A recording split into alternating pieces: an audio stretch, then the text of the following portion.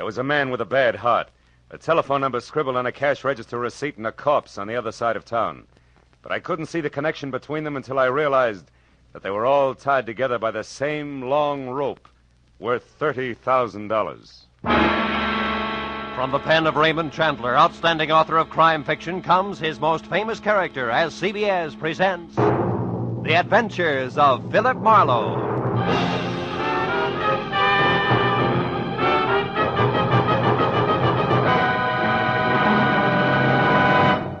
And now, with Gerald Moore, starred as Philip Marlowe, we bring you tonight's exciting story, The Long Rope.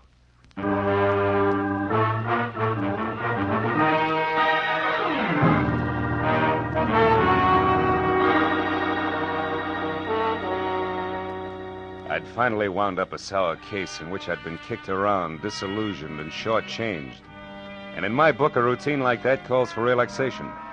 So I'd spent the morning sleeping and the afternoon in a Turkish bath, being worked over on the table by Nick Takalakis, a non-talking masseur who untied knots in more muscles than I thought I had. He was trying to tear loose my Achilles tendon when the phone rang. It was for me. Nick wouldn't let me up, so I took it lying down. Yeah? Marlowe speaking? My name is Sidney Vanetta, Mr. Marlowe. I've tried all afternoon to reach you. Oh? Nick, what can I do for you, Mr. Vanetta? I've already made your reservation with American Airlines. You're leaving on the 10 o'clock plane tonight, and you're taking with you a set of pearls for a certain buyer in Chicago. Now, wait a minute, Mr. Vanetta. Maybe I can... No, maybe, Marlowe. I've checked thoroughly on you and find you entirely qualified, which is important because the pearls are a perfectly matched set in a rope valued at about $30,000. The buyer wants them, and I made up my mind just this morning to sell. The proceeds will go to my niece. Lucky girl. Indeed she is, particularly since I have no respect for her as a woman. She presumes to be a sculptress of all things, but she's my only heir. I'm selling the pearls simply because I know she would, and I can get more for them. Yeah, Hey, Nick, wait a minute, will you? Why all the hurry, Mr. Vanetta? First, the buyer is leaving Chicago tomorrow. Second, my heart may fail me at any moment. That's the hurry, Mr. Marlowe. I see. Well, I'll take the job, conditionally. But suppose I come out and talk with you. Telephones are deceptive. Very well. Come to 7241 Adams, just below Western. I'll expect you in an hour, at 6, sharp.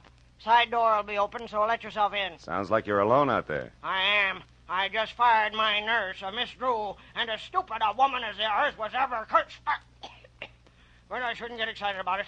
I've engaged a new one, due here at 5:30, but who will no doubt be late. So as I say, Marlowe, when you get here, just let yourself in. Goodbye. Goodbye. Well, Nick, you better hurry it up. I gotta see a man about a rope worth 30 grand. Yeah, that's right. A rope worth $30,000.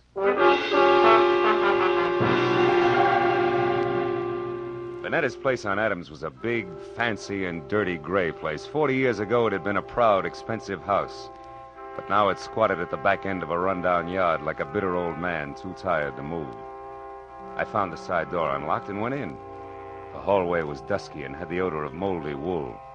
I called Vanetta's name but got no answer. So I poked on in until I heard the snapping of an open fire. It came from the library.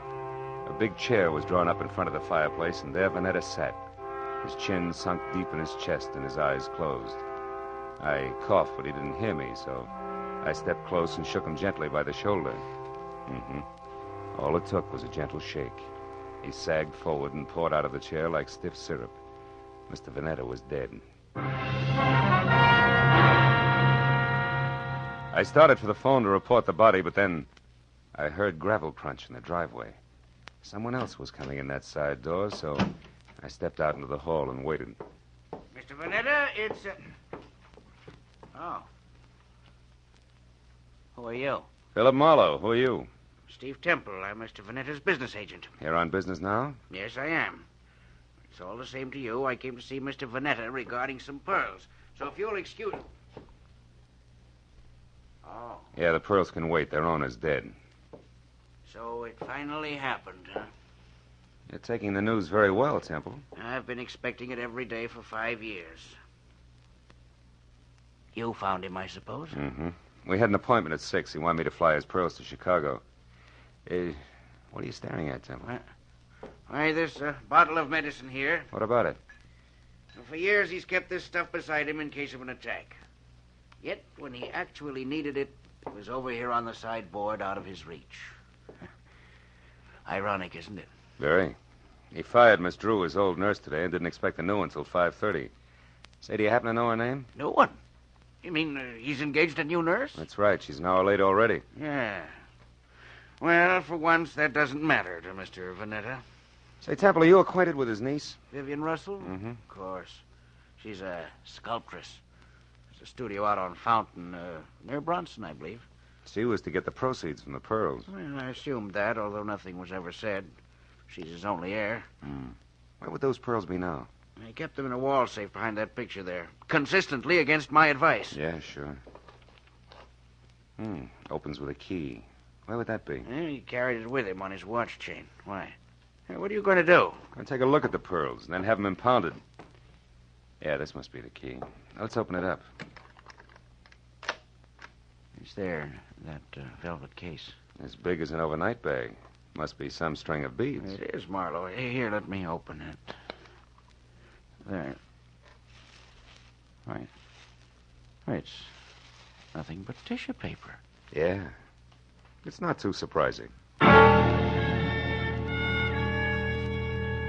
While Temple called the police and tried to keep the details straight on a natural death and an unnatural theft, I went over the room again with a new viewpoint. All that turned up without an easy explanation was one, a cash register receipt for $1.34 with the phone number Republic 2809 penciled on the back. And two, the peculiar position of Mr. Vanetta's medicine bottle, which Temple had already noticed. I dropped the receipt in my pocket and told Temple to wait for the law. He gave me his home address and phone number, and I promised to check in with him later and left. The first stop was a phone booth where I dug into the nurses' registries and hit pay dirt on the fourth call. Miss Drew? Yes, we have a Miss Drew. Is she the one who worked for Mr. Sidney Vanetta but was fired this afternoon? That's his opinion. Actually, Miss Drew quit. All right, have it your way. Where can I get in touch with her? She's right here where she's been since 3 o'clock this afternoon. What is the nature of your business, sir? Never mind. You've already answered my question. But look, Mr. Vanetta hired another nurse to replace Miss Drew. Is the new girl one of yours? Absolutely not. Mr. Vanetta will never get another nurse from this registry or from any other that I know of. You're so right. He's utterly impossible to please in any way, and we're through trying. Goodbye. Well, Miss Drew was in the clear, and Vanetta began to focus as a pretty odd Johnny. But I was still trying to figure why the new nurse hadn't shown up when I reached for a cigarette and brought out the cash register receipt with the phone number on the back. So I tried it. Republic 2809. It rang, but nothing happened. I got in my car then and drove up to Hollywood and out Fountain to Bronson, where the only Vanetta heir, Miss Vivian Russell, had a studio. It was a converted double garage with a lot of north windows, so her new close-to-the-ground Hudson sat outside in the driveway. The adjoining four-room apartment looked cozy enough, if you liked wading through chunks of marble and eating off of last week's newspaper. Yeah, I was braced for a dowdy Amazon with broken fingernails as I rang the bell. That's why the dainty 118 pounds of taboo-scented blonde, who was clad in 10 chartreuse yards of whispering silk cut like lounging pajamas, caught me as flat-footed as a duck when she opened the door. Hi. Did you want something? Yes. Yeah. My name is Marlowe. I'd like to speak to Miss Vivian Russell. You are. So go ahead and enjoy yourself, Marlowe. May I come inside? I have some bad news, Miss Russell. Oh, sure. Come on in. Now, shall I sit down or just hang on to something? Suit yourself.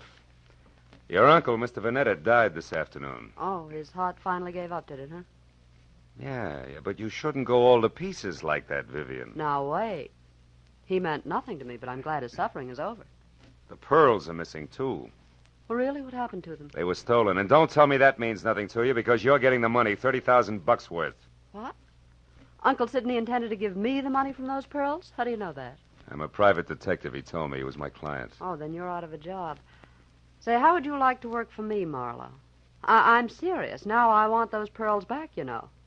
Now, for $25 a day in expenses, it's a deal. Now, you tell me something. Who did your uncle hire today to replace Miss Drew? The nurse? Hmm. Why, I didn't even know Miss Drew had been fired. How did you know she didn't quit? With Uncle Sidney? Try me again. Republic 2809. That doesn't mean a thing. Hmm. You know, Marlowe, You've got an awfully good head. Are you speaking as a sculptress or just an ordinary chiseler? And what is that crack supposed to mean? You didn't know you were getting the money legally. You might have taken the pearls yourself. Oh, stop it, Marlowe. Okay, client. Well, I'll run along. I've got work to do. All right, but don't forget that all work and no play makes for a dull companion. Yes, and it also makes $25 a day. I'll be seeing you. All the way down Sunset Divine Street, I kept telling myself $1's a buck, regardless. But the idea that I'd been grabbed at stayed with me. Vivian Russell had plenty of motive as a dry land pearl diver, and if that's true, she'd need a patsy just to keep her abreast of the situation. I turned north on Vine and twisted up Beechwood Drive to 2000, the number Steve Temple had given me. He had had 2 hours of playing 20 questions policeman style, and I figured it was time to check his score. Also, Temple was the man to fill in a few blanks on my new client for me. His place was dark, but I got out anyway and started up the walk to his door. I'd gone about a dozen steps into a tunnel of overhanging shrubs when I heard it. Psst. Hey, you. I turned as a man stepped out onto the walk and came toward me slowly. He was tall, wiry, with a thin, arrogant face that sneered out from under an expansive forehead big enough for 3 sets of eyebrows. All shaggy. We're going to have a talk, Mr. Temple.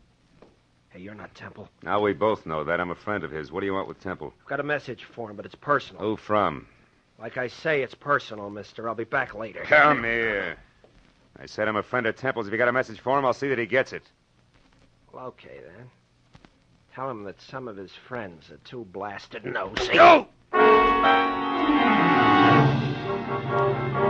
guy with the forehead had a great left jab and a pair of hurdler's legs, and by the time I untangled myself from the brush and got out on the walk again, he was gone. Well, I knew it was a waste of time, but I tried Temple's doorbell twice before I went back to my car. Nothing made sense, except that somebody who knew his way around had stolen a long rope of pearls. And somewhere in the city was a nurse who hadn't shown up on a new job. Beyond that, it was all question marks.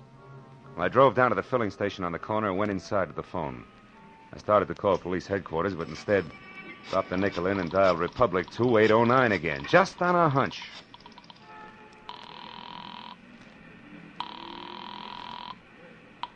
Lieutenant Ibarra speaking. Ibarra? I didn't dial you, Ibarra. What? This is Marlowe. Well, you got me anyway. Now, listen, Phil, I hear you're on that Vanetta case. Yeah. If it'll help you any, the coroner says definitely he died of a heart attack. No homicide involved.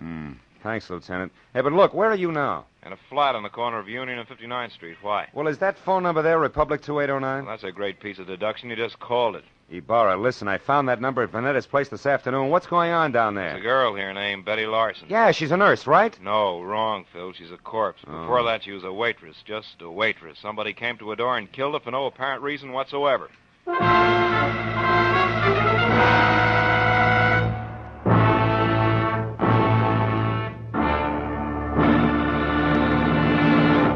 In just a moment, we will return to the second act of The Adventures of Philip Marlowe. But first, Jack Benny will be along on CBS tomorrow night with one of his funniest shows ever. In addition to his regular hecklers, Dennis, Don, Phil, Mary, and Rochester, Claudette Colbert and Vincent Price will pay a call on Jack. And with Don Wilson still wanting a raise in pay, and with Jack still trying to starve him into talking terms, you're sure to find the situations full of the hilarity and fast-moving fun that have made CBS's Jack Benny Show the top-rating comedy of all. Yes, remember, CBS also means Catch Benny Sundays. Now, with our star, Gerald Moore, we return to the second act of Philip Marlowe and tonight's story, The Long Rope.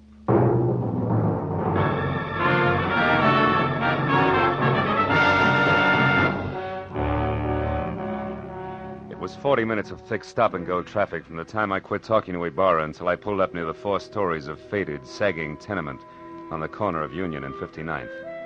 But even then, the crazy question that had been weaving in and out of my mind like a 2 a.m. drunk looking for the way to go home was still with me.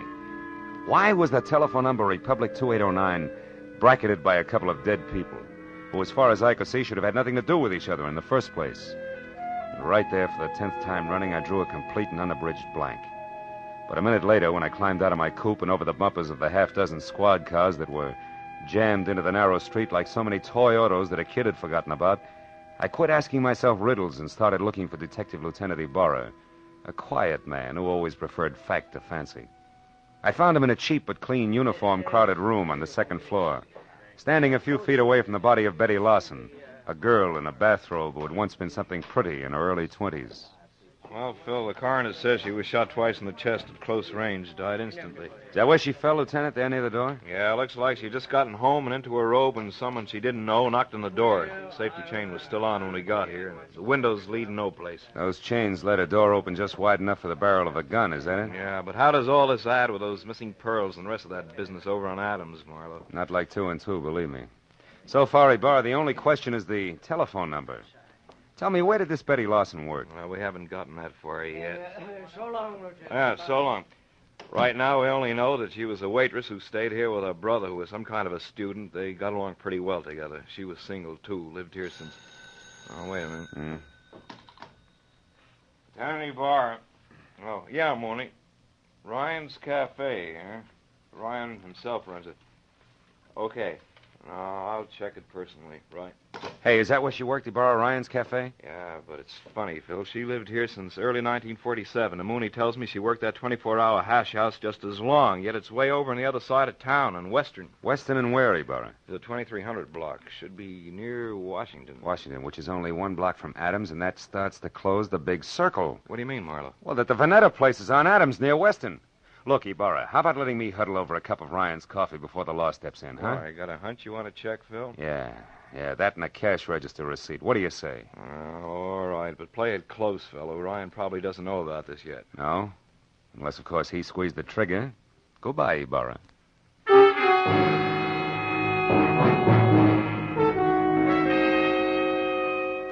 I was a half hour getting over to Ryan's Cafe on Western, which turned out to be a lot of steamed-over plate glass, bragging about a 40-cent hot roast beef sandwich in 2-foot-high white chalk letters. And inside, the motif was the same. Everything that Mr. Ryan sold was a bargain. I slid onto a shaky stool opposite a cash customer who was something dirty in a torn overcoat buried deep in a handicapper's sheet and coffee. He looked up once, grinned no teeth at me, then hollered for Ryan in the kitchen, who said that he only had 2 hands and would be out in a minute. But before those 60 seconds ran out, I looked around, and over in a corner, in a collection of trash piled next to a broom, I saw a very welcome piece of paper. It was a brother of the cash register receipt that I'd found on Sidney Vanetta's desk.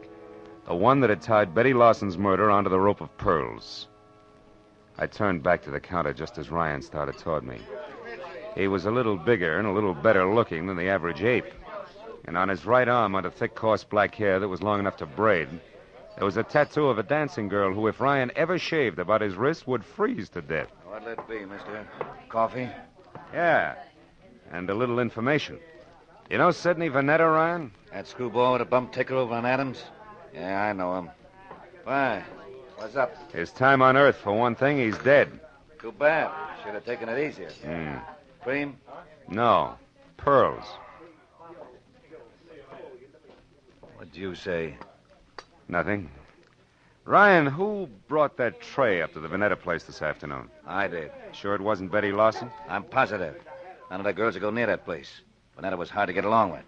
Now you tell me something. What are you, mister? Newshound, collection man, or cop? Getting warm, Ryan. I'm a private detective named Marlowe. I'm thrilled. Good night. Before I finish my coffee? Before I throw you out. I don't like too many questions. Not even easy ones, huh? Like who murdered Betty Lawson? Betty's dead? Yeah. Over in her flat on 59th Street, shot twice with a .32.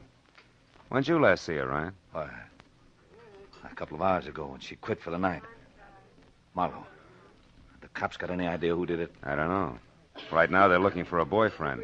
You're crazy. Betty didn't have a boyfriend. Outside of you? Outside of me.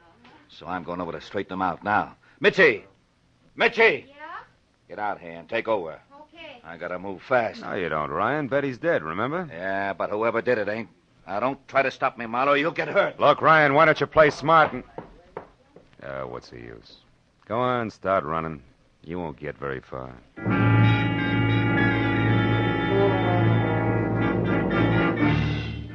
For the first time that night, I felt sure of what I was saying. Because even as Ryan had squared himself away to play bounce the private detective, I suddenly noticed a friendly face working hard over a stale donut at the far end of the counter. It was Lieutenant Ibarra. And when Ryan tossed his apron aside, grabbed at his coat, and slammed out the front door, Ibarra turned and nodded at a short man nearby who was idly picking his teeth with the end of a book of matches.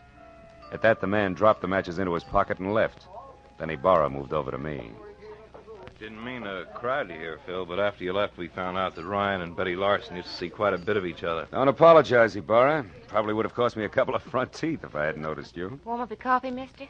Yeah, please. You, Ibarra? No, Phil, I gotta move now. You see, I don't think Ryan did this. I told Mooney to follow him, but not to pick him up. The chances are good that Ryan's heading straight for Betty's apartment to demand that the police find out who killed his girl, so I'm going the other way, to Ryan's house.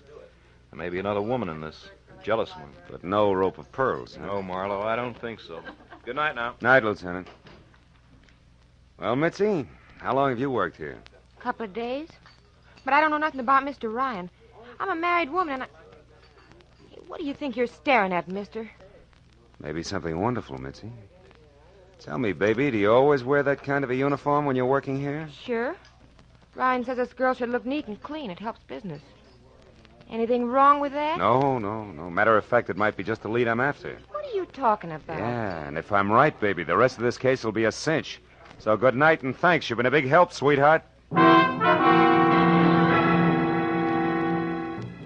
I got back to the corner of Union and 59th, I took the stairs up to Betty Larson's flat 2 at a time, crossed the fingers on both hands, and prayed that Ibarra was right about Ryan returning to his girl's place.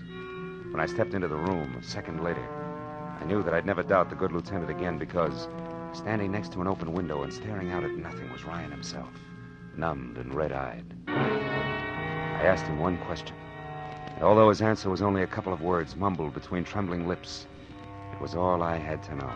Now everything. Betty Larson's murder, the death of Vanetta, the guy with the forehead and the missing pearls, the whole shebang was starting to fall together. Oh, come on, baby. Be home, please. Hello? Marlowe, Vivian. Look, honey, I want you to do me a favor. Get hold of Steve Temple and meet me over at your uncle's place on Adams as soon as possible. I need your help. Goodbye. Well,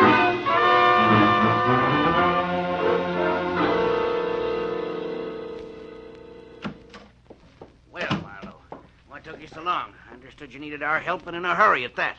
I had quite a way to come, Temple. Is Vivian here? Yes, Marlowe, Vivian's here, and that means that we can stop counting noses.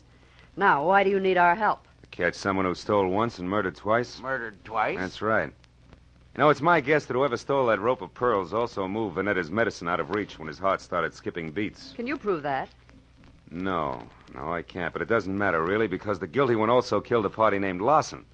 And when you pay for one, Vivian, you paid for them all. I don't follow you, Marlowe. Who are you talking about? I'm not sure, but this much is certain. Vanetta called me at 5. When I got here at 6, he was already dead and the pearls were gone. Now, I figure that whoever took them argued with him first, which makes that person, 1, somebody who knew Vanetta, and 2, responsible for the old man's death. Then the new nurse couldn't possibly have been the one who stole the pearls. No, but the new nurse could have been the one who overheard everything while standing right here. Haven't you been able to find this nurse? No, not yet. But sooner or later, honey, I'm sure we'll catch up to him. Him? Yes, Temple, I said him. Nurse Larson is a male with a lot of forehead and few ethics. The person you killed was a Sister Betty, a waitress. And don't move, Temple, or I'll be glad that I was forced to put holes in you. Temple's the one? He stole the rope of pearls? Yeah. But this Nurse Larson who saw him do it got in touch with him, right, Temple? It was filthy blackmail. Which you were going to stop by a filthier murder, and you almost did. Because somehow or other you got the right room in the right house on Union and 59th, but the wrong party. Isn't that about it, Temple? Yes, Marlowe. That's about it. Oh, leave me alone, Temple. Now, Marlowe, you don't shoot me without going through Vivian first. Dear Vivian, Sidney's precious niece was going to have the pearls all to herself. Don't move, Marlowe. It'll cost Vivian her life if you do. I doubt that very much, Temple. Larson. That's right. Joe Larson, forehead and all. Now, you, Temple, step away from that girl or I'll tear you to pieces. No, Larson, no. Now, we can still do business like you said in that note you sent me. I'll split with you. Shut up. You forget 2 things, Temple. First, you tried to kill me. And second, you did kill my sister. Now, why don't you run for it? Or are you afraid? Which is it? Come on, Temple, talk. I am afraid. Well,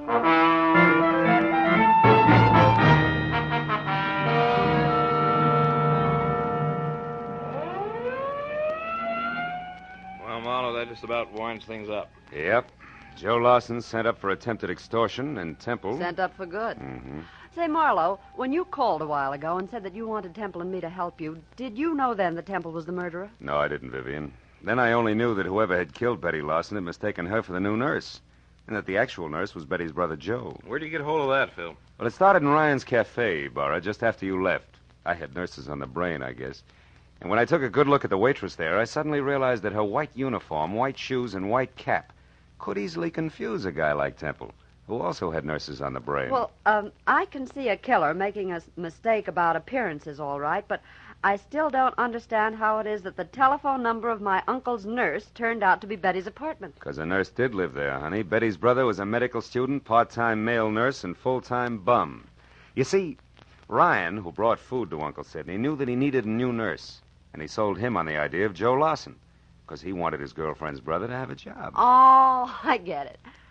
Say, I know what I'm going to do with those pearls. Sell them? To the highest bidder. Oh, no, I'm going to break up that set. Break up the set. Yeah, I'd like very much to get a pair of earrings out of them.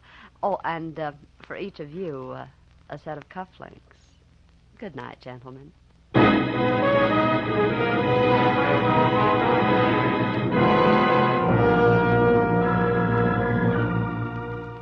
When Vivian got into a car, aimed it toward a collection of chipped rocks on Fountain near Bronson, and waved goodbye, it was nearly 3 o'clock in the morning. No. After I said so long to Ibarra and started back to my apartment on Franklin, an idea hit me for the first time. A pearl is the result of the irritation of an oyster, a disease. And when you string a lot of diseases together, the result is frequently a plague. But it's from plagues like that I make a living. That's what I get for reading books. I wonder if I'll ever go any place where I can wear pearl cufflinks.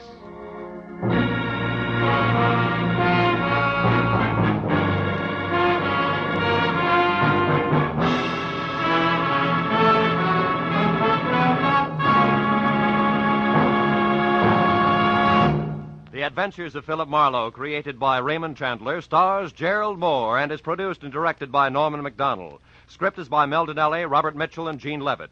Featured in the cast were Junius Matthews, Louis Van Ruten, Fay Baker, David Ellis, Lillian Byeth, and Ed Begley. Lieutenant Detective Ibarra is played by Jeff Corey. The special music is by Richard Orant. Be sure and be with us again next week when Philip Marlowe says... A corpse that wouldn't stay dead, a pistol with a silencer on it, and a fortune in a black satchel spelled death for the big city boys when they finally got together in lonesome Arizona.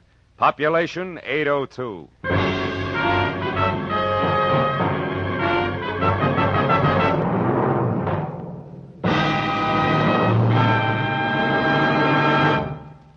Stars light, stars bright, and that's no optical illusion. The brilliant gleaming list of stars on CBS tomorrow night. Van Johnson's the star on the Prudential Hour drama. Spike Jones will positively appear in a sketch getting the war paint off Bob Hope's latest movie. Jack Benny will have Claudette Colbert and Vincent Price as his special guests. Amos and Andy, Dashiell Hammett, Sam Spade, and Lum and Abner are the next bright stars in line.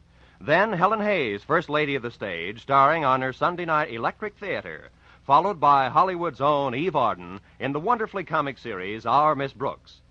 In the next to closing, another bright comedy, Life with Luigi, and the whole star lineup, topped off by the world's most brilliant addlepates, the experts on It Pays to Be Ignorant.